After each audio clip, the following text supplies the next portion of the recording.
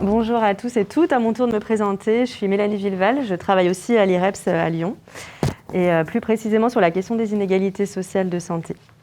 Donc voilà, je vais introduire mais très vite cette matinée, puis après vraiment plus être dans l'animation de l'échange puisqu'on a voulu un temps qui est un peu différent d'autres matinées débats qu'on a fait, mais qui soit vraiment plus un dialogue voilà, à partir de questions à Valérie Deldrep. Donc juste pour introduire à partir de la question des inégalités sociales de santé, qui est peut-être plus familière pour nous au départ, dans le champ de la promotion de la santé. On est bien d'accord que ce sont des différences dans l'état de santé selon la catégorie sociale à laquelle on appartient. Et ces inégalités, elles traversent vraiment l'ensemble de la société selon un continuum, un gradient, qui fait que finalement, plus on est favorisé socialement, plus on a de chances d'être en meilleure santé au sens large et d'avoir une espérance de vie plus longue, etc. Donc ça fait vraiment très longtemps que les liens entre, on va dire, les conditions de vie et leur impact sur la santé ont été montrés. Mais finalement, la question des inégalités sociales de santé, en tout cas cette terminologie-là avec tout ce qu'elle recouvre, ça rentre à l'agenda politique pas vraiment avant les années 2009-2010 et notamment la création des agences régionales de santé où là, il est vraiment noté noir sur blanc que c'est dans leurs objectifs stratégiques de agir pour la santé et la réduction des inégalités sociales de santé. Donc voilà, c'est un pas important. Après, c'est vrai qu'aujourd'hui, si on regarde l'évolution sur ces dernières années, il n'y a pas vraiment de... on n'est pas vraiment très positif, ça ne diminue pas, ça aurait tendance à augmenter et surtout, bien évidemment, comme on l'a pu lire à pas mal d'endroits et pu le constater aussi sur le terrain, la crise de cette année, de l'année dernière, risque d'entraîner des effets à long terme et d'aller plutôt vers une aggravation de ces inégalités sociales de santé. Alors, le fait que ces inégalités sur la santé existent et qu'on peut même observer dès le plus jeune âge, dès les premières années de la vie, ça pose vraiment une question éthique, une question aussi de justice sociale. Vraiment, à la base de ces inégalités, il y a une injustice sociale et on va y revenir tout à l'heure. Ce qu'on observe sur l'origine, les causes des inégalités sociales de santé, c'est vraiment les inégalités de répartition des revenus, de la richesse et aussi les rapports de compétition, de comparaison qui existent davantage entre les catégories sociales dans les sociétés plus inégalitaires. Alors, c'est vrai entre pays, mais c'est vrai aussi à l'intérieur d'un pays. J'en profite pour dire qu'on sera plutôt centré sur la France aujourd'hui, mais évidemment, il ne faut pas oublier qu'il y a d'énormes inégalités à l'échelle du monde. En tout cas, plus les sociétés sont inégalitaires, plus le niveau de santé, finalement, un niveau de vie égal, finalement, va être moins bon. Et ça, c'est des travaux qui ont été vraiment montrés par des épidémiologistes comme Kate Pickett et Richard Wilkinson. Donc, c'est vraiment montré sur des échelles très importantes de données. Donc, ça, c'est important. Et puis, les inégalités de richesse, de revenus, elles vont aussi, et ça, on l'a bien observé pendant la crise, se répercuter sur l'ensemble de ce qu'on appelle les déterminants de la santé. Donc, voilà, notre logement, nos conditions de vie, le quartier dans lequel on habite, notre métier, nos conditions de travail, etc. et notre environnement, finalement, sont très inégalitairement répartis et vont avoir un impact très fort sur notre santé au final. Finalement, on peut dire que les inégalités sociales de santé, c'est la traduction dans les corps, mais au-delà des corps, aussi sur la santé mentale, aussi sociale, des inégalités sociales qui existent dans un pays ou à l'échelle du monde, mais aussi dans un même pays. Donc ça, c'est ce qui a été montré depuis longtemps. La question des inégalités sociales de santé, c'est une question de justice sociale et d'inégalité sociale. Alors voilà, on comprend bien que les liens entre environnement et santé sont très forts et puis c'est de plus en plus montré, je pense qu'on va y revenir. Puisque l'environnement dans lequel on vit est fortement lié à notre condition sociale, on comprend bien que santé, statut social, environnement, territoire vont interagir entre eux pour produire des résultats sur la planète, sur la santé, qui vont être plus ou moins favorables. Mais en fait, ces liens, c'est vrai qu'ils sont aujourd'hui assez complexes et pas toujours facile à comprendre et à voir leur lien entre eux. Donc c'est vraiment pour ça qu'on a proposé, que Valérie Deldrève a gentiment accepté d'intervenir à notre journée pour vraiment nous éclairer sur ces liens. Et donc voilà, je vais commencer avec des questions et puis vous pourrez compléter par les vôtres dans le deuxième temps de la matinée. Donc, est-ce que peut-être en quelques mots, alors on vous a présenté d'un point de vue très institutionnel, mais est-ce que vous pouvez vous présenter Ok. Moi, je suis donc chercheure dans une unité qui s'appelle ETIS, qui porte sur environnement, transition, etc. Et cette unité donc est à l'INRAE Bordeaux, comme vous le disiez tout à l'heure. Et dans un passé un peu plus lointain, j'étais maître de conférence à l'université de Lille 1. Et donc, c'est pour me spécialiser vraiment sur des questions de sociologie de l'environnement que je suis passée à... Donc, c'était IRSTEA qui est devenu l'INRAE.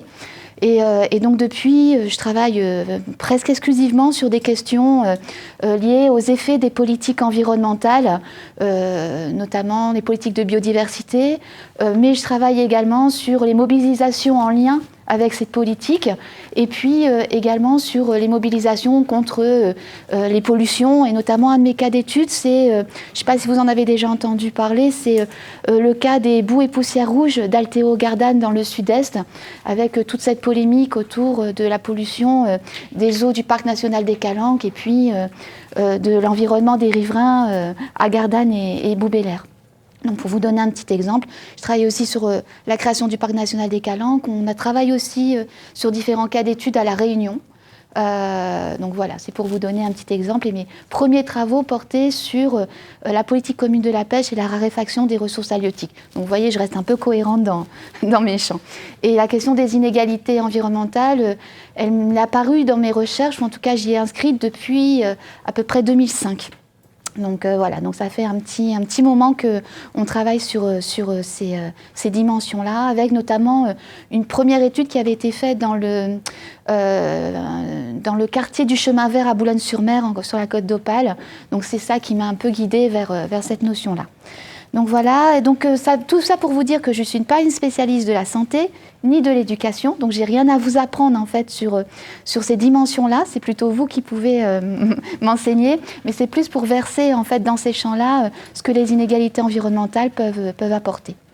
Justement, on peut peut-être commencer par se mettre d'accord sur qu'est-ce qu'on appelle une inégalité environnementale, et du coup qu'est-ce qui différencie d'une inégalité territoriale de santé notamment. Alors, une inégalité, ce qu'on appelle inégalité environnementale, c'est une inégalité sociale dans le rapport à l'environnement. Donc, le rapport à l'environnement, il peut être très diversifié, hein. Ça peut être l'exposition à des risques. On parlait tout à l'heure des habitants en fait, près d'un site de dépôt empli de poussière rouge, d'alumine. Donc voilà, ça c'est un exemple. Ça peut être l'accès à des ressources naturelles. Si vous avez besoin en fait d'accéder à des ressources marines pour pouvoir survivre, ça peut être l'accès à ce qu'on appelle des aménités naturelles. Les aménités, c'est les agréments, genre une belle vue sur mer, avoir un espace de nature où se reposer, etc. Ça peut être aussi des inégalités d'impact que vous avez sur l'environnement de par vos modes de production et de consommation. Et on y viendra tout à l'heure. C'est clair que selon le pays où vous habitez et le groupe social auquel vous appartenez, vous n'avez pas le même impact en fait, sur l'environnement de par votre mode de vie. Et puis ça peut être aussi des inégalités de capacité à se saisir des actions collectives, des actions publiques qui vous permettent d'agir sur votre environnement et de capacité à bénéficier des effets. Un exemple tout bête, on sait par exemple que la création des écoquartiers ne bénéficie pas à tout le monde, malgré des efforts en fait, actuels qui sont faits en ce sens. Donc vous voyez, ça englobe une grande variété d'inégalités. Et vous allez me dire, pourquoi mettre tout dans le même paquet, alors que finalement, entre l'exposition au risque et puis l'accès à des aménités, à une vue sur mer, c'est quand même pas la même chose. C'est parce qu'en fait, c'est toujours votre rapport à l'environnement qui est en jeu. Et puis, en plus, c'est toujours les mêmes ressorts, c'est ce qu'on va voir après, c'est toujours les mêmes ressorts qui jouent dans ces inégalités. C'est pour ça, en fait, qu'on a conceptualisé l'idée d'inégalité environnementale. Et est-ce que vous voulez que j'illustre notamment le lien entre social et environnemental ? Oui, de façon illustrée, c'est Bon, d'accord. Alors, j'avais pensé à deux exemples pour vous l'illustrer. Les études de Bullard aux États-Unis, donc c'était fin des années 80, début des années 90, mais on peut citer en France des études plus récentes de l'IFEN ou encore de Lucie Lorient, montrent que les sites, ce qu'on appelle en fait les sites à risque, les installations nuisibles, par exemple, ça peut être des sites Céveso, mais ça peut être aussi des industries polluantes, des friches industrielles, des décharges. Tout cet ensemble, en fait, de ce qu'on appelle en anglais des LULUS, des Locally Unwanted Land Uses, tout cet ensemble est généralement plus fréquemment en fait installé près ou dans des villes où les populations, dans des villes ou des quartiers où les populations sont majoritairement plus pauvres. Ça, statistiquement, c'est amplement démontré aux États-Unis, dans plein de pays et en France plus récemment. Et Lucie Lorient introduit une autre variable, c'est la variable en fait origine étrangère. Vous savez qu'en France, statistiquement, on ne peut pas mesurer la variable ethno-raciale. Donc, aux États-Unis, par exemple, ils ont montré que ces installations dangereuses étaient plus près de populations pauvres et majoritairement de couleur. Donc, c'est la terminologie qui est employée aux États-Unis. Et en France, on ne peut pas en fait faire de telles démonstrations, citoyenneté unique. Et donc, du coup, en fait, Lucie Lorient a pris la variable née à l'étranger, qui est un peu biaisée parce que j'ai des collègues qui sont nés à l'étranger et qui ne sont pas d'origine étrangère pour autant. Donc, il y a ce petit biais statistique, mais quand même, elle arrive à démontrer les mêmes tendances qu'aux États-Unis, y compris en France. Donc voilà, donc ça c'était mon premier exemple. Et au deuxième exemple, c'est une étude qu'on a faite avec des collègues de l'OFB récemment. Donc des collègues en fait qui ont travaillé sur une enquête statistique faite par le ministère de l'Environnement sur le rapport des Françaises et des Français à la nature. Et donc, moi, j'avais en tête individuation du rapport à la nature, fin des inégalités, etc. Ce que je n'observais pas du tout dans mes études qualitatives. Et donc, on a regardé quantitativement et on s'est rendu compte, en effet, que les personnes à plus bas revenus, à moindre niveau de diplôme et les femmes avaient, en fait, moins d'accès à la nature et notamment à la nature protégée. Donc, ça veut dire que ces inégalités d'accès aux aménités naturelles, elles continuent également. Merci. Voilà. Okay. Tout à l'heure, on a dit donc sur les inégalités sociales de santé qu'elles sont la traduction sur la santé des inégalités sociales. Est-ce qu'on peut dire la même chose? Est-ce que les inégalités environnementales, c'est la traduction sur l'environnement des inégalités sociales? Donc finalement, est-ce que toutes les inégalités environnementales sont corrélées à une inégalité et à une injustice sociale? Oui. Alors, il y en a pas mal dans la littérature qui disent que non. Notamment parce que changement climatique, changements globaux, et donc ils adhèrent pas mal à la lecture, je ne sais pas si vous en avez déjà entendu parler, mais d'Ulrich Beck. Ulrich Beck, en 86, il ne l'a pas fait exprès, mais c'était la même année que Tchernobyl, il a en fait écrit un bouquin qui s'appelle La société du risque. Et dans ce bouquin, il dit, en fait, les sociétés génèrent un risque, et ce risque est tellement global que par effet boomerang, il va revenir y compris sur les pays les plus riches, et donc ça va niveler les inégalités. Et beaucoup adhèrent à ça en disant, vous voyez, les catastrophes naturelles, elles ne s'occupent pas du statut social, elles touchent tout le monde. Et en fait, toute une autre littérature, et nos études abondent cette littérature, montrent qu'en fait, les inégalités persistent. Vous savez notamment que les pays du Sud sont beaucoup plus touchés par le réchauffement, les changements globaux que les pays du Nord. Et au sein même en fait, des pays du Nord, comme en France, on voit des disparités très fortes selon en fait, le niveau de vie. Un exemple qu'on peut prendre, puisqu'on parlait de catastrophes, c'était les submersions marines. Souvent, on vous dit en France, les submersions marines, ça montre bien que les inégalités environnementales, ça peut toucher les plus riches, puisque les gens qui habitent le bord de mer sont, je parle toujours statistiquement, majoritairement plus aisés. Ils s'installent là pour profiter des aménités, la vue sur mer et tout. Et en contrepartie, ils sont en fait les premiers exposés aux risques environnementaux, puisqu'en fait, c'est leurs biens qui sont les plus exposés. Et pour moi, en fait, là, je ne parlerai pas d'inégalité environnementale, je parlerai de vulnérabilité environnementale. Et ça, la vulnérabilité environnementale, elle touche tout le monde. Mais la capacité qu'on a à surmonter, à gérer, entre guillemets, à faire avec cette vulnérabilité environnementale, elle va être très différente selon en fait notre appartenance sociale, notre appartenance à des catégories sociales. Et donc par exemple dans l'exemple, je me répète un peu, dans l'exemple que je vous ai pris sur les gens du bord de mer sur l'Hexagone, c'est vrai que majoritairement, ils s'en sortent mieux que certaines populations parce que notamment ils vont avoir des ressources économiques, sociales, juridiques pour pouvoir protéger leurs biens ou faire prendre en fait la prise de risque à l'échelle de la collectivité. Et ça, c'est quand même une démonstration que inégalité environnementale et vulnérabilité environnementale, ça ne se confond pas. Et par contre, si vous prenez le cas des Antilles, où ma collègue Cécilia Claes a fait pas mal d'études, elle montre que dans la bande littorale, qui est en fait une bande occupée, alors qu'on dit en inégalité, etc., parce qu'il n'y a pas de titre de propriété, par des populations plus pauvres, par des populations noires également, et bien là, en fait, vous allez avoir une vulnérabilité au risque beaucoup plus forte, et on parlera d'inégalité environnementale, parce qu'il y a ce cumul d'inégalités ou cette imbrication d'inégalités sociales et environnementales. Et ce que je disais en fait sur la différence entre l'Hexagone et les DOM, ça peut se voir aussi sur le littoral de l'Hexagone où selon en fait les communes, il y a des disparités en fait dans la prise en charge du risque, et au sein des communes, vous allez voir aussi des différences fortes.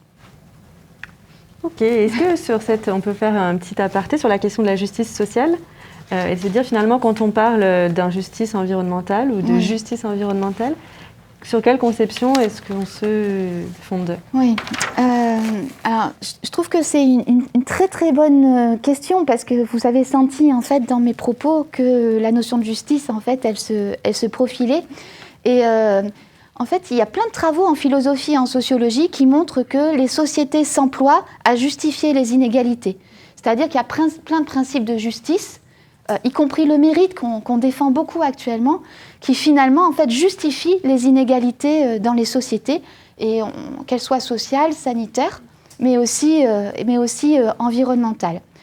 Et là en fait le parti pris qui est issu de nos travaux, c'est justement de considérer en fait que ces inégalités environnementales sont des injustices. Parce que je vous soulignais en fait ce cumul ou cette imbrication d'inégalités environnementales et sociales qui fait en fait qu'on ne peut pas attribuer la responsabilité des inégalités en fait aux victimes de ces inégalités, aux personnes, mais en fait à des processus socio-historiques qu'on a essayé en fait d'étudier à l'échelle de territoire et qui contribuent en fait à structurer ce territoire dans le positionnement des populations, dans les installations. Donc c'est les politiques d'aménagement, la division du travail, et tout ça se fait de manière socio-historique, pas forcément intentionnellement bien sûr, mais contribue en fait à créer sur les territoires et entre les territoires des injustices importantes. Et donc finalement, ce qu'on met à jour, c'est que ce sont en fait ce qu'on appelle classiquement des rapports de domination, mais qui peuvent être aussi, parce que ça peut aussi être dans des configurations variables sur les territoires, des relations de pouvoir qui en fait vont concourir à structurer ces injustices. Et donc ça va se voir à l'échelle nord-sud, de manière frappante. Donc on ne va pas développer parce que ce n'était pas le sujet aujourd'hui, mais dans l'externalisation des déchets par exemple, ou dans l'exploitation de certaines ressources. Mais à l'échelle des pays, ça va se voir également, et notamment en France, on peut à travers différentes études montrer en fait qu'il y a des injustices dans la distribution des biens environnementaux et des maux environnementaux. Donc pour rester sur une conception très distributive en fait de la justice. Mais on voit aussi des inégalités en termes de procédures. Tout le monde n'a pas accès aux procédures qui permettent de dire sa conception de l'environnement et de défendre ses droits par rapport à l'environnement. Des injustices en termes de reconnaissance en tant que père, pouvant en fait être victime, être, usager légitime de l'environnement. Et puis aussi des injustices en tant que... je dirais en tant que... Enfin, des injustices, je pense un peu aux capacités de scène, quoi. C'est-à-dire des injustices de capacité à pouvoir choisir et à bénéficier. Pour moi, en fait, c'est ça, les inégalités environnementales, c'est un peu des inégalités de capacité à bénéficier d'un environnement sain et fructueux, pour traduire un peu globalement la notion d'auteur comme Peluso, voilà. Donc, pour faire un peu le lien avec la littérature sur ces sujets-là. D'accord, donc on voit bien dans ce que vous nous dites et dans les exemples que vous donnez, ces inégalités d'exposition, ces inégalités d'accessibilité, etc. Mais vous avez dit quand même en introduction qu'il y avait aussi des inégalités de contribution. Oui. Et finalement, là, on a vraiment une question à se dire, mais finalement, qui pollue le plus? Parce qu'on peut avoir l'impression que les catégories plus favorisées revendiquent davantage de faire des petits gestes pour la planète, d'être plus attentives à leur empreinte écologique. Alors qu'est-ce qu'il en est finalement dans les faits? Ouais. En fait, il y a un paradoxe. Parce que quand on vous parle d'écologie, on pense pays du Nord, parce que c'est là où l'écologie s'est développée, ou du moins les courants dominants et reconnus de l'écologie se sont développés et très fortement dans les années 70, même s'il y a des antériorités. Et puis, on sait aussi que les courants de l'écologie classique recrutent principalement dans les classes moyennes sup, quoi. Je ne vais pas reprendre capital culturel plus capital, etc. Mais voilà, globalement, on peut dire ça. Et donc ça, tout le monde l'admet. Mais en même temps, on sait aussi par les études, et notamment les études statistiques, que ce sont ces mêmes catégories classe moyenne sup qui ont le plus d'impact sur l'environnement, de par leur mode de consommation, de par leur mode de vie. Quand bien même vous mangez bio, vous prenez l'avion et de toute façon, vous basculez du côté des plus impactants. Enfin, impactant, c'est un néologisme, vous m'excusez, mais enfin, de ceux qui ont le plus d'impact sur l'environnement. Donc voilà, on a ce paradoxe. Et notamment, il y a des études à l'échelle de l'Europe, donc je crois que c'est des études qui datent de la fin des années 2000, mais elles ont été réactualisées depuis, par un auteur qui s'appelle Paille. Et Paille est en fait ses co-auteurs, en faisant une étude sur les ménages à l'échelle européenne, montre que c'est les ménages les plus pauvres qui ont le moins d'impact sur l'environnement, qui participent relativement à leurs revenus le plus à la protection de celui-ci, de cet environnement, et qui bénéficient le moins des effets. Donc c'est pas j'allais dire, juste de l'idéologie, hein. Il y a vraiment des études qui prouvent cela. Et donc du coup, on peut vraiment s'interroger en fait en termes de justice et d'équité.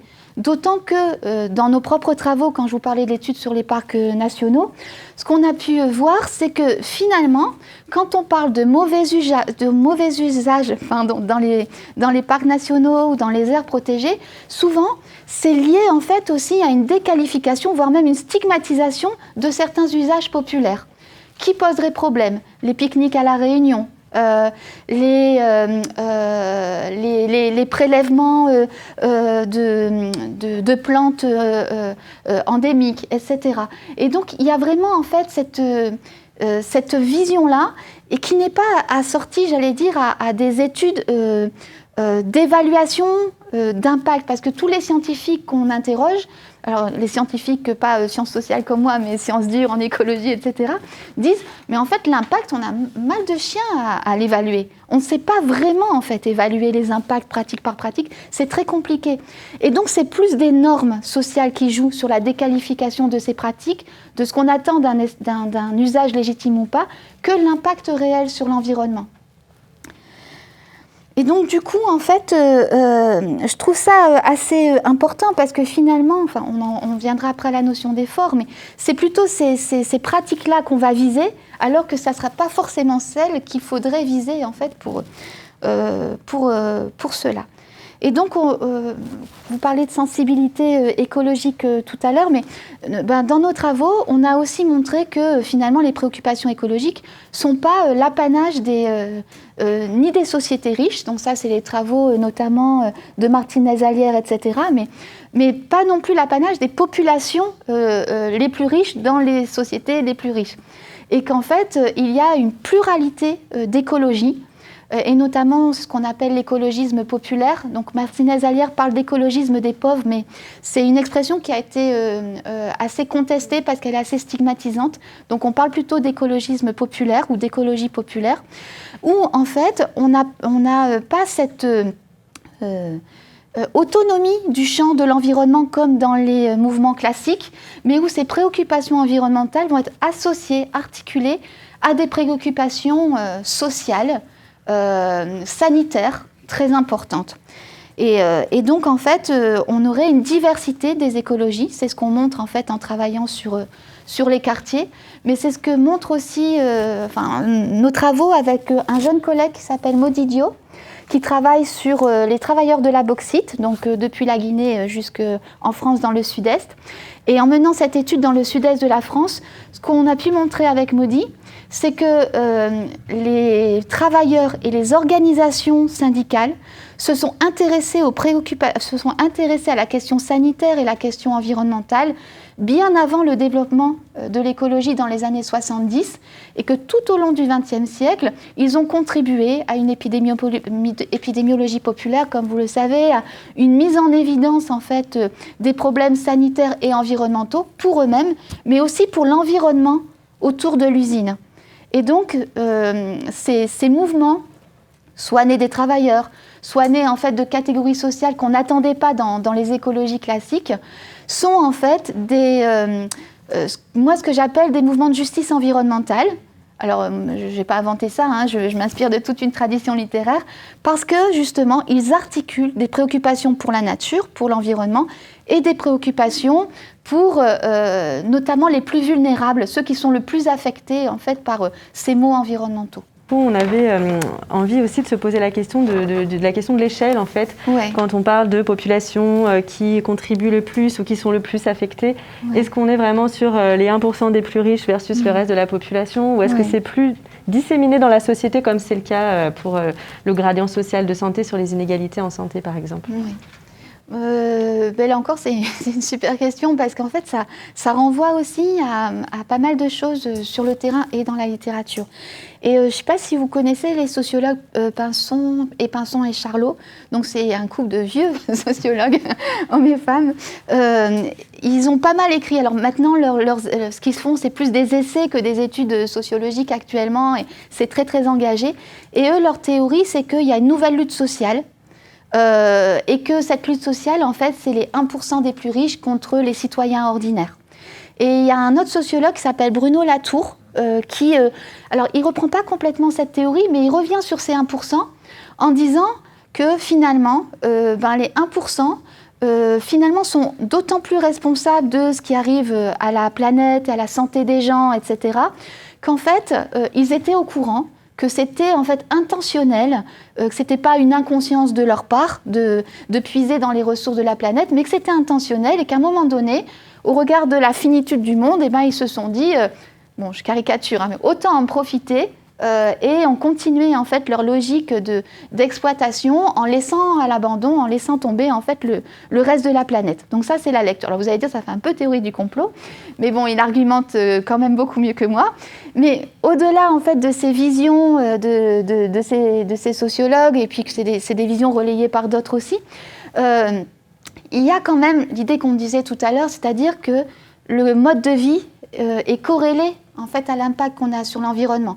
Alors je ne sais pas s'il y a exactement un gradient, je n'ai pas fait d'études aussi fines que celles que vous mobilisez, mais en effet, il y a une corrélation, et plus votre niveau de vie est élevé, et plus vous avez un impact sur l'environnement. Donc ça, on ne peut pas en fait le nier, et ça amène en fait des chercheurs à notamment refuser la notion d'anthropocène pour parler de capitalocène, en disant en fait c'est la partie nord qui a le plus causé de dégâts à la planète, et donc anthropocène, c'est pas très juste en fait comme vision de mettre tout le monde sur un pied d'égalité dans la responsabilité des problèmes, des maux environnementaux. Et puis ça se lie aussi à l'échelle des pays, où finalement on n'est pas tous responsables des problèmes qu'on connaît, pas tous à la même hauteur, et c'est pas juste en fait que tout le monde subisse ces conséquences. Donc oui, en fait, les personnes, on l'avait dit tout à l'heure, les personnes les plus pauvres sont les plus touchées. Ça aussi, ça se vérifie avec les études de Paille et plein d'autres travaux, y compris les nôtres. Mais la définition du social, elle ne se limite pas à ça. C'est-à-dire qu'il y a d'autres variables aussi qui vont entrer en compte, et c'est pour ça que certains mettent en avant ce qu'ils appellent une lecture intersectionnelle, c'est-à-dire qu'ils vont prendre en compte le revenu, parce que c'est un élément déterminant, les moindres diplômes, enfin tout ce qu'on met toujours autour des CSP en général ou des catégories sociales, mais ils vont prendre aussi la variable genre. Je vous disais en fait au départ, quand je citais l'étude de l'OFB, que les femmes pratique moins en fait la nature dite sauvage ou protégée, etc. Même si on sait que c'est plus de la nature sauvage, mais voilà. Et puis, on va prendre aussi d'autres variables. Donc, je parlais aussi de la variable migration ou ethno-raciale tout à l'heure. Donc, difficile à cerner en France à cause des statistiques, mais qu'on perçoit bien dans les études qualitatives. On va prendre la variable génération. On sait que génération, notamment par rapport à l'environnement, c'est loin d'être neutre. Et puis, on va prendre d'autres variables aussi, comme notamment la variable âge, qu'on oublie tout le temps. Alors vous ne l'oubliez pas en santé, parce que santé, éducation, c'est une variable déterminante. Mais en environnement, on oublie toujours qu'elle est importante. Et en effet, les inégalités d'exposition varient selon l'âge, les inégalités d'accès varient selon l'âge, mais aussi des inégalités de capacité à prendre la parole en public pour défendre son environnement ou à bénéficier aussi des effets des politiques, quoi. Donc c'est, à mon avis, une variable à ne pas oublier aussi, ce qui n'efface pas du tout le côté économique et social qui est déterminant, mais qui montre aussi qu'il y a plusieurs variables à prendre en compte. Alors là, je peux faire vraiment le parallèle avec les inégalités sociales de santé, puisque là également, dans la question du social, de plus en plus, on essaie de prendre en compte ces autres dimensions qui ne sont pas tant à prendre les unes en parallèle les unes des autres, mais c'est bien l'accumulation. Et c'est de ça qu'on parle quand on parle d'intersection, d'un statut social moins favorisé, du fait d'être issu de l'immigration, d'être d'une certaine génération, etc. Et c'est cette accumulation-là qui, à un moment donné, va être aussi générateur d'inégalités sur la santé et donc en matière d'environnement. Et donc si on revient là un petit peu aux personnes elles-mêmes, parce que voilà, on est un petit peu, on parle de manière assez large, si on revient aux personnes elles-mêmes, puisque on a du mal à voir comment en fait ces inégalités environnementales ne sont pas très connues, et même des fois on voit qu'on a de manière un peu contre-intuitive pensé que certaines populations contribuaient davantage alors que ce n'est pas vraiment le cas. Ouais. Qu'en est-il des personnes elles-mêmes? Est-ce que les personnes qui souffrent le plus des inégalités environnementales le perçoivent comme une injustice et comme une inégalité par rapport à d'autres populations et par rapport à leur contribution? Alors, je ne vais pas généraliser, hein. Je me réfère aux études que l'on a pu mener. Ces inégalités environnementales, nous, on a essayé de les objectiver, entre guillemets, par des statistiques, de les étudier par rapport aux processus socio-historiques dont je parlais tout à l'heure, qui sont la formation. Et la troisième façon, le troisième thème de notre grille d'analyse, c'est le ressenti. Et ce qu'on observe en effet, c'est que souvent, elles génèrent des sentiments d'injustice, pour reprendre l'expression de Dubé, très forts, qui sont d'ailleurs à l'origine des mobilisations de justice environnementale dont je vous parlais tout à l'heure, qui est en fait la volonté de se faire reconnaître en tant que victime. Mais victime, ça ne veut pas dire inactif, c'est-à-dire aussi participer au cadrage du problème, en disant mais le problème c'est ça, les responsables sont ça, les solutions on veut y participer, etc. Donc toute cette dynamique en fait repose sur des sentiments d'injustice très forts liés aux inégalités environnementales. Mais même quand ils ne sont pas générateurs de mobilisation, parce que c'est quand même aussi souvent le cas, ces sentiments en fait d'injustice provoquent aussi de la défiance, et notamment de la défiance envers les politiques publiques. Nous, on a eu plusieurs cas d'études où on nous a dit, alors que ça soit dans les parcs ou avec mes collègues qui travaillent sur les politiques de l'eau, etc., on nous a dit, mais en fait, les gens, l'environnement, ils s'en fichent, on leur demande de faire ça et ils ne veulent pas. Mais en fait, quand on fait les enquêtes de terrain, et en général, on essaie de faire beaucoup d'entretiens, mais aussi de faire de l'observation ethnographique, etc., pour vraiment rester longtemps sur le terrain et s'en imprégner. Ce qu'on observe, en fait, c'est qu'ils ne s'en fichent pas de l'environnement, mais souvent, il y a une défiance envers ce qu'on leur demande, et notamment les politiques environnementales. Pourquoi ? Parce qu'elles ne sont pas jugées cohérentes, entre guillemets, et aussi parce qu'elles génèrent un sentiment, en fait, d'injustice, parce que le traitement qui est fait, ou la manière dont on fait les choses, ne semble pas, en fait, équitable. Et je pense que ça, c'est une donnée peut-être plus transversale que pour les politiques de l'environnement, mais qui pèse énormément, et qui parfois donne un faux message quand on dit mais les gens ils s'en fichent de l'environnement, quoi. C'est qu'il y a vraiment ce côté-là qui est important. Et puis, alors, je parlais de mobilisation, je parlais de défiance envers les politiques publiques, et puis il y a une troisième type d'observation qu'on peut faire, c'est il y a des cas où il y a pas de sentiment d'injustice. Et nous, on objective des inégalités environnementales. Alors, qu'est-ce qu'on se dit ? Bon, Nous, on a l'impression qu'il y en a parce qu'on voit qu'il y a surexposition au risque, etc. Mais en même temps, eux disent que voilà, tout va bien, c'est normal, etc. Eh ben, dans ce cas-là, on croise nos trois. Vous savez, on triangule, c'est-à-dire on croise l'étude des processus socio-historiques, l'observation de l'objectivation des inégalités et puis les sentiments, de manière à ne pas paraître surplombant et dire oui, il y a inégalité. Donc on essaie de croiser les trois pour mieux comprendre la situation.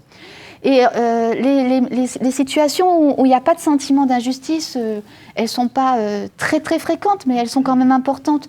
Je vous avais parlé notamment de la première étude qu'on avait faite au Chemin Vert à Boulogne-sur-Mer. C'était juste à l'époque alors c'est vieux, c'était à l'époque de la rénovation du territoire. Et c'était intéressant parce que tout le monde me dit « Ah, ben, le chemin vert, ça montre bien qu'il n'y a pas d'inégalité environnementale parce que c'est les populations les plus pauvres du territoire qui ont la plus belle vue sur mer où ils sont, etc. » Le quartier était très dégradé et donc c'était en pleine période de revalorisation du quartier avec toutes les tensions sur on garde pas la population, renouvellement à combien, etc. Donc il y avait toutes ces tensions avec l'ANRU, etc. Et donc nous on observait ça et nous on nous avait dit de toute façon les gens ils s'en fichent de l'environnement, là ils jettent leurs poubelles par les fenêtres, enfin bon, tout ce côté un peu stigmatisant aussi de certaines pratiques généralisées à tout le monde, etc. Et nous en fait quand on avait fait nos enquêtes on avait montré qu'au contraire le bord de mer c'était l'extension du quartier, c'est-à-dire qu'on n'en parlait pas à part, mais que dans les pratiques ordinaires et dans le discours, tout était vraiment lié. Et la balade au calvaire, la balade à la plage, tout ça, en fait, ça faisait vraiment partie du quartier, en fait, concrètement. Pas de sentiment d'injustice. Parce que, notamment, quand je me rappelle de dames, notamment, qui disaient, mais finalement, ils vont tout revaloriser et tout, mais nous, on ne va pas rester parce que, quelque part, elle ne disait pas, on ne le mérite pas. Mais tous ces propos, en fait, traduisaient ça comme si, en fait, le côté l'environnement, ça se mérite, était complètement, et la qualité de vie était complètement intégrée, en fait. Et du coup, là, il n'y avait pas de sentiment d'injustice qui était exprimé. Et quand c'est comme ça, nous, on force pas, hein, c'est pas quelque chose qu'on propose, on attend que la lecture vienne. Hein. Et le deuxième cas qu'on a observé, c'était dans les Hauts de la Réunion. Parce que les Hauts de la Réunion, en fait, les petits agriculteurs n'ont pas accès à l'eau potable. Et les enquêtes faites par ma collègue Jacqueline Cando et puis aussi par Anne Gassia montrent que, il n'y a pas de sentiment d'injustice parce que les Hauts de la Réunion étaient déjà considérés comme de toute façon historiquement un peu un espace de relégation sociale. Et donc en fait, il n'y a pas d'attente et de sentiment d'injustice par rapport au mauvais traitement. Comme si en fait tout était intégré, incorporé en fait suffisamment pour ne pas générer de sentiment d'injustice. Voilà. Merci beaucoup pour ce tour d'horizon de la compréhension des données du problème, on va dire, alors, de différents points de vue. Je pense qu'il serait bien, c'est qu'on passe à la dimension d'action, et en plus vous êtes venus assez naturellement. Oui. Déjà peut-être du point de vue des politiques publiques. Quels sont leurs rôles aujourd'hui ? On a vu que c'était pas si... Non. Ce qu'il faut savoir par rapport aux politiques publiques, c'est que historiquement, le débat a été longtemps focalisé sur pauvreté et environnement. Soit en opposant les causes, soit en les associant. Je ne vais pas remonter trop loin, mais si on parle notamment de toute cette époque fin des années 60, vous savez, qui a un peu donné naissance à toute la mouvance écologiste avec les néo-malthusiens, le rapport Meadows, etc. Pour les néo-malthusiens, ils écrivaient noir sur blanc que les nations les plus riches ne pouvaient pas s'engager à aider les nations les plus pauvres parce que elle risquait d'entraîner la fin de la planète, c'est-à-dire qu'il n'y avait pas les ressources pour, sauf si, en effet, on engageait un contrôle démographique très très fort. Et ça s'est retraduit aussi au sein des pays. Par exemple, aux États-Unis, il y a eu à un moment donné ce discours-là sur comment en fait faire avec la pauvreté et avec notamment cette influence des néo-malthusiens qui a même entraîné, c'est-à-dire ça n'a pas seulement été des paroles, c'est-à-dire qu'il y a eu aussi des programmes de stérilisation à leur insu de certaines populations, etc., minoritaires aux États-Unis. Donc c'est pas quelque chose de neutre, quoi. Et donc le langage a un peu changé après avec le développement durable, où là, en fait, avec les 3 piliers, il y a eu la volonté de tout concilier, et où, quand on lit par exemple la Convention pour la biodiversité, etc., c'est écrit que la pauvreté nuit à l'environnement, et donc parce que les gens exploitent trop l'environnement, parce qu'ils ont besoin des ressources pour survivre, et donc il faut casser le lien entre pauvreté, enfin il faut combattre la pauvreté pour protéger l'environnement. Donc là, les luttes se rejoignent à ce moment-là. Plus récemment, ça s'est divisé à nouveau. Pourquoi ? Parce que finalement, le développement de pays comme le Brésil, l'Inde, etc., a montré que le fait de combattre une certaine forme de pauvreté avait eu des répercussions énormes sur l'environnement. Et aussi parce qu'il y a plein d'études qui ont montré que finalement, c'est moins la pauvreté que les inégalités qui créent en fait les maux environnementaux. Et donc ces études-là, qui ont été relayées en France par un économiste qui s'appelle Éloi Laurent, je ne sais pas si vous le connaissez, mais qui ont été aussi démontrées en fait à des échelles plus internationales. Vous citiez tout à l'heure Wilkinson et Pickett, montrent que, en effet, les inégalités, ça veut dire consommation ostentatoire, ça veut dire frustration, ça veut dire recours à la médication, ça veut dire mal-être, et ça veut dire plein de choses qui ne sont pas bonnes pour la santé, et qui ne sont pas bonnes pour la santé, et pas bonnes non plus pour l'environnement. Vous pouvez juste nous préciser, quand on parle de consommation ostentatoire, parce qu'on voit que c'est quelque chose d'important.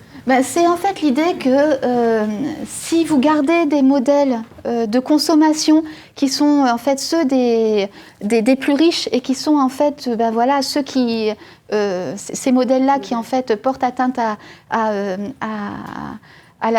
l'environnement, mais en fait vous encouragez en fait dans les autres catégories sociales à avoir des pratiques de consommation ostentatoire pour montrer en fait et afficher que vous pouvez le faire et que votre statut social est supérieur, etc. Donc c'est vrai que c'est des modèles en fait qui sont qui génèrent des consommations ostentatoires, donc des consommations visibles en fait, qui soient le plus visibles possible même. Parce que c'est très, très lié à votre qualification sociale, à votre connaissance sociale, mais ça aussi, c'est des choses qu'en éducation, on connaît très, très bien. Donc, voilà. Et donc, oui, on revient un peu à cette opposition, parfois entre politique publique qui serait plutôt du côté du social, ou politique publique qui serait plutôt du côté environnement, et qui ont plus gêné. Voilà. Du coup, je ne vous ai pas parlé des leviers, c'est ça ? Oui, mais c'est pas grave, on va y venir. Mais du coup, c'était pour montrer aussi comment est-ce qu'on peut faire convergence entre ces différentes politiques publiques, quels sont les leviers. Oui, donc les convergences pour pouvoir avoir une action, c'est ça ? Ou à quel moment c'est pas convergent, justement. Alors, les convergences, en fait, ça serait justement qu'on essaie de baisser les inégalités, quoi. Parce qu'en fait, on se rend compte que dans tous les domaines, c'est quand même la clé de tout. Donc je sais que c'est pas c'est une simple déclaration, mais si on parle de convergence, je veux dire, il y a quand même une convergence entre une égalité socio-économique de reconnaissance et également en fait de participation. Donc s'il y a à mon avis une convergence potentielle, et bon, je parle pas des politiques environnementales, mais des politiques en général, je pense que c'est sur cette dimension-là. Quand on parlait d'inégalité socio-économique, on sait que il y a tout le travail de Piketty sur le poids des inégalités de patrimoine. Sur la vie des gens. Mais il y a aussi les données qui vous disent que finalement les pays les plus égalitaires, soit parce que l'écart entre les revenus est bas, comme au Japon par exemple, ou parce que l'écart est élevé entre les revenus, mais il y a une politique de redistribution très forte, sont aussi des pays qui, au niveau de l'espérance de vie, de la santé, etc., s'en tirent beaucoup mieux que les autres. Et on montre qu'au niveau de l'environnement aussi, si on enlève Fukushima, ils s'en sortent pas trop mal, quoi. Donc il y a cette dimension-là. Et puis, quand on parlait aussi du levier inégalité de reconnaissance, le levier éducation, là, il est majeur, mais vous êtes beaucoup plus à l'aise que moi pour en parler. Mais je pense qu'en termes d'inégalité de reconnaissance, quand je parlais de dévalorisation de certaines catégories, je pense que là, on a un levier essentiel, en fait, qui peut changer énormément de choses. Et sur la question des inégalités de participation, il y a deux choses potentielles. C'est-à-dire, soit on se dit que les inégalités de participation, ça veut dire qu'il faut changer les dispositifs de participation dans notre société pour amener, les ouvrir à d'autres publics que ceux qu'on touche habituellement, ou aller voir dans ces autres publics en fait comment faire, comment eux font en fait pour participer clairement, et donc soit on joue sur les dispositifs, soit on se dit comme Nancy Fraser que les inégalités de participation sont liées aux inégalités socio-économiques et de reconnaissance, et donc les leviers qu'on pourra mettre en œuvre sont pas suffisants d'agir sur les dispositifs, et qu'en fait les changements doivent être structurels, et que tant qu'il y a les inégalités de revenus, ça ne marchera pas quoi, concrètement. Donc bon, voilà, ça, c'est un peu ça qu'il faudrait faire converger, je pense, comme trame. Oui.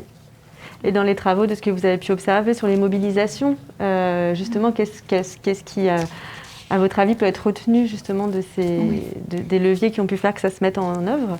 Donc on a tendance en fait à penser qu'il n'y a pas de participation en fait, tout simplement, surtout sur les questions environnementales. Et nous, quand on a fait nos observations sur les quartiers, notamment comme le quartier de la Cayolle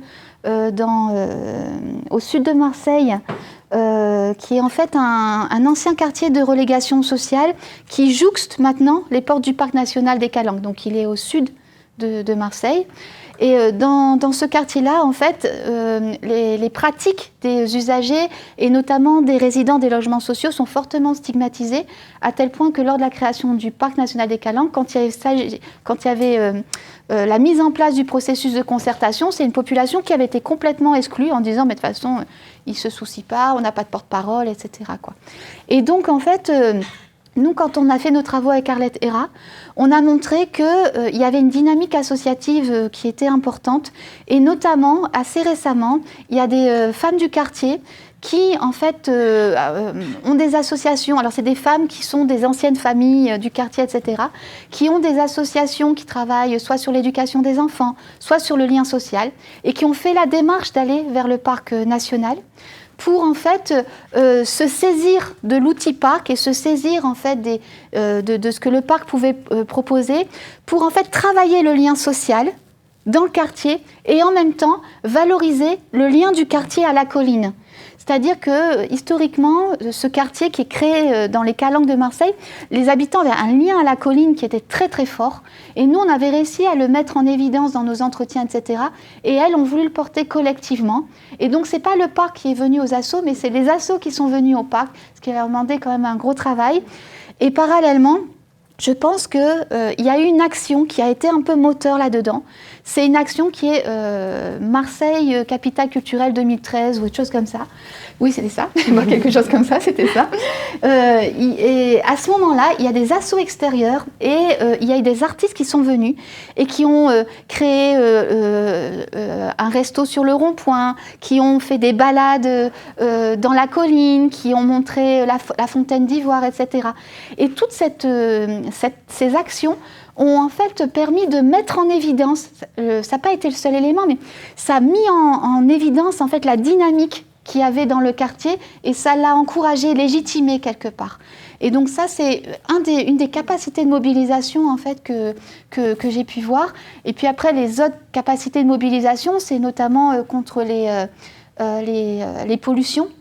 Et notamment le cas des poussières rouges, où en fait on a eu toute une dynamique de population dans le sud-est, alors là sur une population un peu plus aisée que celle que je viens de citer, et même beaucoup plus dans certaines régions, enfin dans certains quartiers, où là en fait on a eu une forte mobilisation lorsque le parc national des Calanques a octroyé une dérogation à l'usine Alteo qui produit de l'alumine à Gardanne, pour continuer à déverser en fait ces déchets polluants dans les eaux du parc. Et donc ça, il y avait j'allais dire, des conditions. Il fallait qu'il y ait une dépollution progressive, etc. Mais ce qui a été retenu, c'est cette dérogation. Alors qu'on avait demandé aux pêcheurs et à plein d'usagers de faire des efforts. C'était cette notion d'effort environnemental que je voulais souligner en fait par rapport à la question des politiques environnementales. Et donc ça a vraiment été vu comme une injustice, quoi. Et ces fortes mobilisations ont abouti parce que entre les exigences du parc national, le respect de la Convention de Barcelone et les mobilisations, peu à peu, les eaux du parc ont été, enfin les rejets des boues rouges ont été dépollués. Mais En fait, le parc est très content de ça parce que du coup, maintenant, ce qui est rejeté dans les eaux, c'est propre ou presque. Mais les boues restent, elles, au fond, c'est-à-dire que toute la pollution depuis les années 60, elle n'est pas enlevée. Et puis, ce qu'il faut voir, c'est que la matière sèche de ces boues rouges, ce qui est la matière la plus polluée, en fait, du rejet, elle a été entreposée à terre, hors espace protégé. D'où nouvelle mobilisation, enfin, qui avait déjà commencé avant, mais qui s'est amplifiée des riverains pour pouvoir en fait gérer ce problème d'envolée de poussière sur tout le voisinage, avec de fortes inquiétudes du voisinage sur les composants, parce qu'il y a des métaux lourds, et sur les implications pour leur santé. Peut-être que j'aimerais bien revenir sur cette question du droit à savoir peut-être après, mais parce que je pense que c'est quelque chose d'important dans les mobilisations. Mais donc là, ces mobilisations ont vraiment permis de publiciser le problème. C'est ça, c'est que souvent ça donne accès en fait à une forte publicisation, une forte médiatisation également.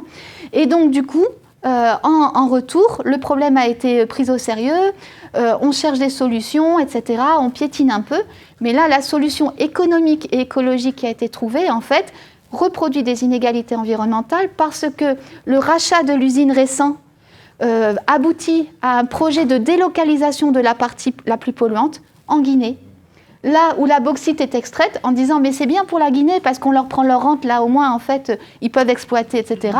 Mais où les normes environnementales sont beaucoup plus faibles et où il y a déjà des mobilisations de riverains qui en fait dénoncent ce côté polluant, la pollution de l'eau, la pollution de l'air, le recul des terres, etc. Et donc en fait on est en train de reproduire des inégalités environnementales en essayant de résoudre un problème à l'échelle locale, quoi. Voilà. Vous nous parliez de droit à savoir ? Oui, parce que c'est vraiment un élément important dans l'histoire des mobilisations et je pense que s'il y a un levier pour les actions politiques, c'est ça aussi, c'est que aux États-Unis, il y a eu de fortes mobilisations des travailleurs pour avoir une loi qui s'appelle The Right to Know. Et donc ce droit en fait à savoir, c'était vraiment l'idée qu'on vit dans un environnement à risque, mais on ne le sait pas. On ne le connaît pas, on ne sait pas exactement quels sont les risques pour notre santé et pour notre environnement, pour nos familles, etc. Et donc on a le droit de savoir, on a droit d'avoir des études scientifiques qui nous disent, etc. Et ça, on le sent aussi en France dans pas mal de mobilisations, où je vous parlais tout à l'heure des riverains en fait, d'Altéo à Gardanne, certains ceux qui sont en fait mobilisés. Il y en a d'autres qui ne sont pas du tout mobilisés, mais pour des raisons que je ne peux pas développer ici. Mais, et aussi les riverains en fait, du site de Manche-Gary à Boubelair, c'est que les gens en fait, sont très inquiets pour leur santé. Les études, c'est long, on fait des études pour savoir si une étude est nécessaire. Et puis, bref, tout leur semble très long. Et eux disent, mais nous, pendant ce temps-là, qu'est-ce qui nous arrive en fait ? Et ça, c'est vraiment une dimension importante des mouvements, mais c'est une dimension qu'il faut... c'est-à-dire que ce n'est pas l'idée d'un savoir qui va venir s'imposer et supplanter le reste. Parce qu'il y a aussi, en même temps, la volonté d'avoir son expérience de reconnu et qu'on n'efface pas l'expérience. C'est-à-dire que quand certains disent « mais moi, mon voisin, il a la maladie de Charcot, nous, on a ceci », ils ont aussi envie que cette expérience du préjudice soit reconnue et soit aussi valorisée comme élément de connaissance à part entière. Et donc, c'est pas seulement, j'allais dire, quelque chose qui viendrait comme une éducation, j'allais dire, qui viendrait en fait se faire, mais une éducation en fait plus interactive, entre guillemets, qui permettrait en fait de prendre en compte l'expérience de ceux qui souffrent du préjudice. Oui, donc là, on voit que les politiques publiques, finalement, sont perçues ou assez inéquitables dans la répartition de l'effort demandé. C'est ça. Mais qu'au niveau des leviers, voilà, il y a des leviers sur la mobilisation et que nous, on peut un peu quand même toucher du doigt du point de vue de l'éducation pour la santé, l'éducation environnement, etc., dont cet accompagnement des savoirs expérientiels et de comment est-ce qu'ils peuvent être aussi valorisés, pris en compte. Et puis, je me disais aussi sur la question de comment changer le regard sur les pratiques des personnes les moins favorisées en matière d'environnement, quoi. Toutes ces questions d'accès, de contribution inégale. Et là, il y a un vrai changement de regard à opérer sur lequel, à mon avis, on peut aussi jouer. Oui, mais en fait, je vais commencer par là. En fait, je vais vous raconter une petite anecdote. Quand j'ai passé mon habilitation à diriger les recherches, j'ai reçu une grosse critique qui était d'un sociologue que j'ai cité tout à l'heure, qui s'appelle François Dubé, qui m'a dit en fait, vous êtes en train de dire que tous les pauvres sont vertueux. Mais en fait, l'idée, c'était pas de dire que les pauvres sont vertueux, d'ailleurs, je vous rappelle cette expression-là, mais c'était de dire que c'est pas parce qu'on a des bas revenus qu'on n'est pas vertueux, si vous voulez vraiment prendre ce terme-là en termes de vertueux au regard de l'environnement, etc., quoi. C'était de casser, en fait, ce lien-là. Et je pense que ce lien-là, il est aussi lié un peu à cette analyse des nouveaux mouvements sociaux qu'on a fait avec Touraine, etc. C'est lié aussi à, si on prend quelque chose de plus psycho, à la pyramide de Maslow, où on se dit que il faut répondre à nos besoins élémentaires, nos besoins primaires, pour pouvoir s'occuper du reste, et notamment de l'environnement. On oublie juste que pour pouvoir répondre à nos besoins élémentaires, il faut qu'il y ait un état de l'environnement qui le permette. D'où, en fait, cette écologie populaire qui associe, en fait, des questions de survie, des questions d'environnement et des questions sociales très fortes, quoi. Et ça, c'est quelque chose qu'on avait perdu un peu dans le développement de l'écologie classique.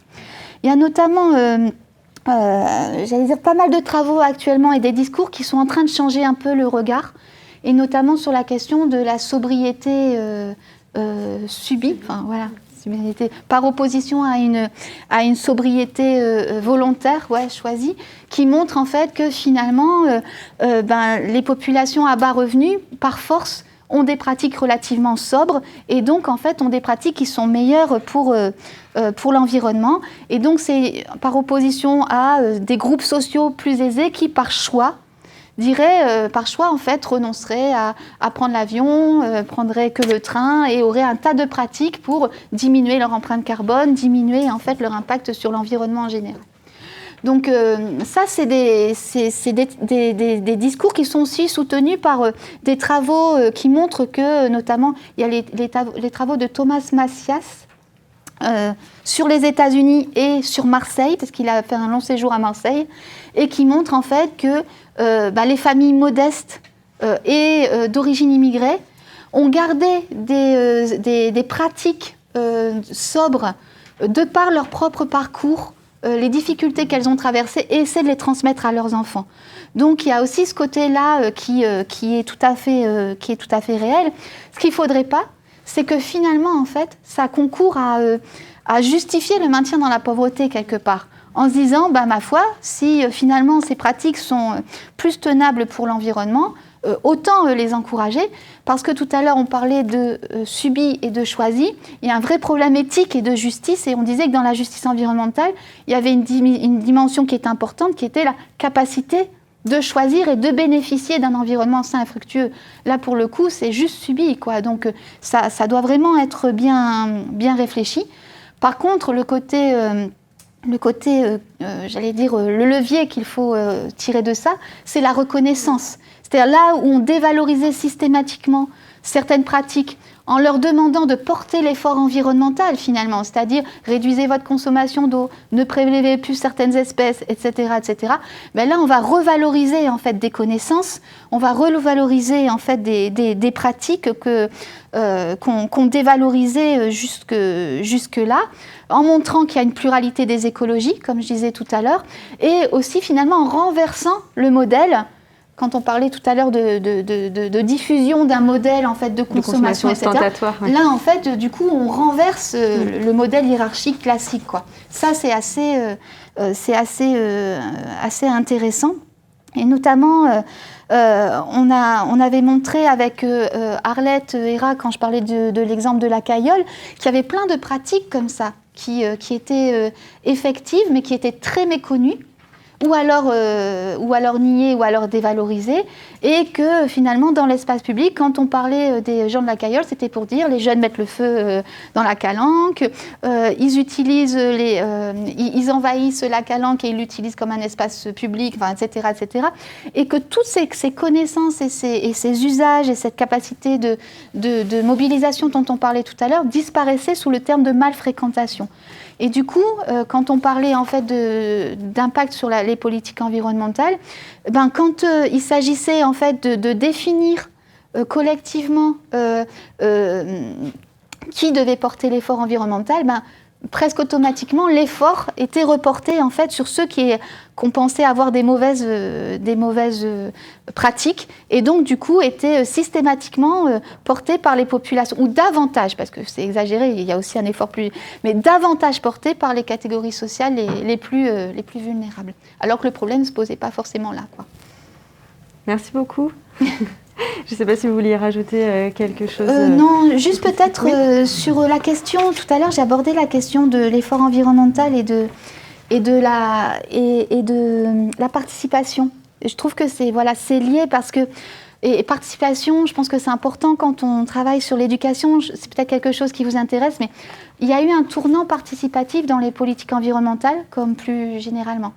Et on pensait que ce tournant participatif, cette ouverture à la participation, le fait qu'on demande au local de définir la politique, etc., avec les responsables et avec les chargés de mission au sein du parc, allait concourir à réduire les inégalités environnementales. Et en fait, dans nos études, on montre que ça a été le contraire.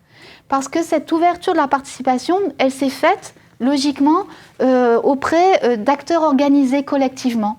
Les grimpeurs, les randonneurs, les cabanonniers, etc. Bref, les acteurs qui, de toute façon, si on regarde un peu les travaux de Geneviève Massénago, définissaient déjà le bon usage des calanques depuis des décennies. Et du coup, en fait, on a donné plus de voix à ceux qui en avaient déjà. Et du coup, cette participation, elle a surtout contribué à renforcer des logiques de discrimination, des logiques d'exclusion. C'est plutôt comme ça, et des logiques d'exclusion de certains publics, et notamment aussi à contribuer à rendre l'effort, la répartition de l'effort environnemental, donc de ce que chacun devait faire pour protéger l'environnement, encore plus inéquitable en fait. Donc ça, c'est une dimension que je trouve assez importante, parce que souvent on pense que la participation c'est la clé de tout, et finalement là ça a plutôt été contre-productif par rapport à la question des inégalités environnementales. Oui, à voir qui participe, quels moyens on donne pour redonner vraiment la voix aux personnes. C'est ça. Et qui on identifie, en fait, parce que quelque part, c'est l'identification préalable des publics qui n'est pas faite. Et donc, du coup, on regarde ce qui est le plus visible, et puis les parcs et les politiques environnementales sont des politiques qui sont très contestées. Donc elles sont aussi, les agents sont souvent aussi dans des situations très difficiles. Donc s'appuyer sur des publics forts, c'est pour eux une question un peu de survie. Sauf que en le faisant, ça accentue les rapports en fait inégaux, les asymétries de pouvoir. Et puis finalement, ça a des méfaits à la fois sur le plan écologique et sur le plan social, quoi.